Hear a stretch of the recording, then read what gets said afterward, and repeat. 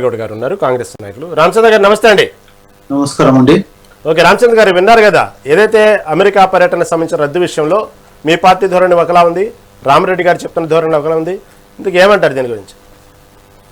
నిజానికి కూడా భారతదేశంలో అంటే రాజ్యాంగ ప్రకారము అందరు సమానంగా ఉండాలి, కానీ ఇక్కడ గుత్తాధిపత్యంగా భారత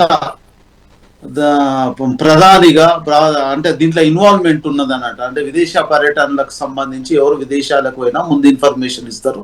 ఇన్ఫర్మేషన్ ఇచ్చినా దాంతో అధికారులు ఉంటారు. అధికారులతో పాటు విదేశ శాఖకు సంబంధించిన అధికారులు కూడా ఎక్కడెక్కడ ఏ ప్రోగ్రాంలు ఉన్నాయి, ఏమేమి ఉన్నాయి, ప్రతి దాంట్లో వాళ్ళు ఇంక్లూడింగ్ ఉంటారు. ఇంతకు ముందు కూడా ఏ రకంగా ఉంటాయి, ఈ రోజు ఇప్పుడు కూడా అట్లనే ఉంటుంది. వీళ్ళు పోయి ఏం చేస్తారు, వీళ్ళకి సంబంధించి అంటే మనము ఒక పెట్టుబడుల గురించి పోతున్నాం. పెట్టుబడులు అయితే కొన్ని అయితే కొన్ని కావు, మనం ప్రయత్నంలో లోపంలో ఏముండదు, దానికి సంబంధించి పోతుంది.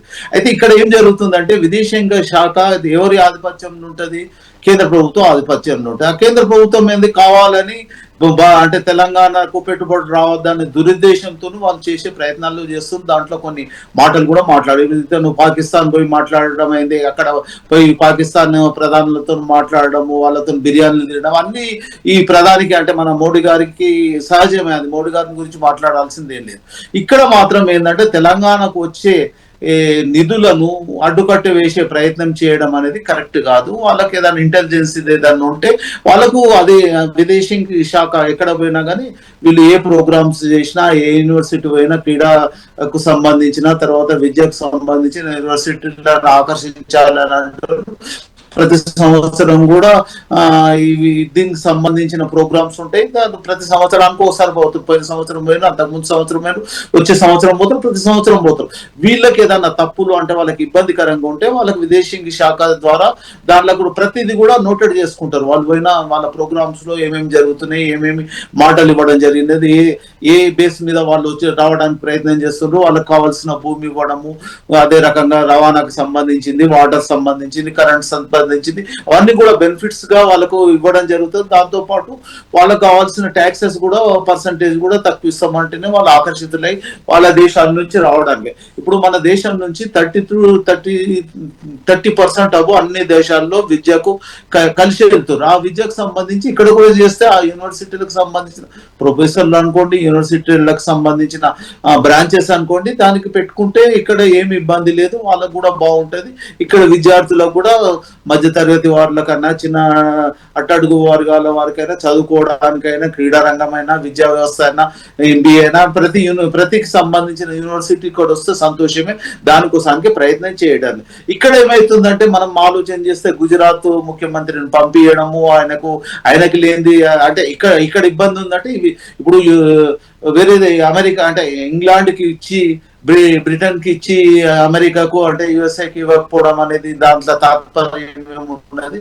మళ్ళీ ఇంకోటి మనకు ఈడేమైతుందంటే గుజరాత్ కి సపోర్ట్ చేసినట్టుండి గుజరాత్ కు ఒక రకంగా ఉండి తెలంగాణకు ఒక రకంగా ఉండాలనే ఆలోచనలో వస్తుంది. అది గతంలో కూడా ఎన్నో రకాలుగా మనకు వచ్చే నిధులలో కూడా అదే రకంగా సీతకన్ను జరుగుతున్నది.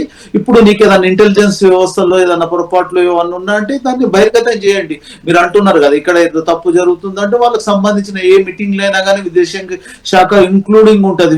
ఏదైనా ఎంఓ చేసినా ఏది చేసినా కానీ వాళ్ళ అధికారుల ద్వారానే అయితే. ఇప్పుడు అధికారులను పంపించడం జరిగింది, ఓన్లీ ముఖ్యమంత్రి గారిని రిటర్న్ పంపించడం అంటే వాళ్ళకు అంటే ఆయన పర్మిషన్ ఇవ్వకపోవడం అనేది తెలంగాణ ప్రజలను ఒక తప్పుదో అంటే వాళ్ళను ఉద్దేశపూర్వకంగా వాళ్ళను ఇబ్బందికరంగా చేసింది అనేది ఖచ్చితంగా అంటున్నాం. దీంట్లో బీజేపీ ప్రభుత్వాన్ని, మోడీ గారిని కూడా విమర్శించాల్సిన పరిస్థితి వస్తుంది. దాని ప్రజలు, తెలంగాణ ప్రజలు కూడా ఖచ్చితంగా గుర్తు పెట్టుకుంటారు. ఒకటి మాత్రం ఇక్కడ ఎవరు పోయినా కానీ ఏదన్నా ఉద్దేశం పూర్వకంగా మంచి సదుద్దేశంతో పోయి విద్యా వ్యవస్థ ఇక్కడ తీసుకురావాలనే ప్రయత్నం చేయడం మంచి ఉద్దేశం. అదే రకంగా ఇండస్ట్రీ తీసుకురావడం అనే ప్రయత్నం చేయడం మంచి ఉద్దేశం. అది అయినా కాకుండా మనం మంచి ఉద్దేశంతో చేసిన దానికి సత్ఫలితాలు ఉంటాయి. దాంట్లో మీకు ఏదైనా ఇబ్బందికరంగా ఉండి ఒక ముఖ్యమంత్రి పోయి అక్కడ ఏమైనా మాట ఇచ్చి లేకుంటే భారతదేశానికి సంబంధించి ఇంకేదన్నా ఇండియాకు సంబంధించి ఏదన్నా విపరీతంగా మాట్లాడి అక్కడెక్కడన్నా మన ఇండియా గౌరవాన్ని తగ్గించే ప్రయత్నం చేస్తే మీరు విదేశీ శాఖ ద్వారా మీరు ఇక్కడ ఇది జరిగిందని చెప్పొచ్చు. బ్రిటన్ లో జరిగినా, అమెరికాలో జరిగినా, ఇక్కడ జరిగినా కానీ అది చేయవచ్చు. కానీ ఉద్దేశపూర్వకంగా వీళ్ళు కావాలని తెలంగాణకు పెట్టుబడులు రాకుండా ఆపే ప్రయత్నం చేయడం జరుగుతుంది. అదే గుజరాత్. ఓకే రామచంద్ర, మళ్ళీ మీ దగ్గరకు వస్తాం. చాలా సమయం అదే రకంగా ఇంకో ముఖ్యంగా చెప్పాల్సింది ఏంటంటే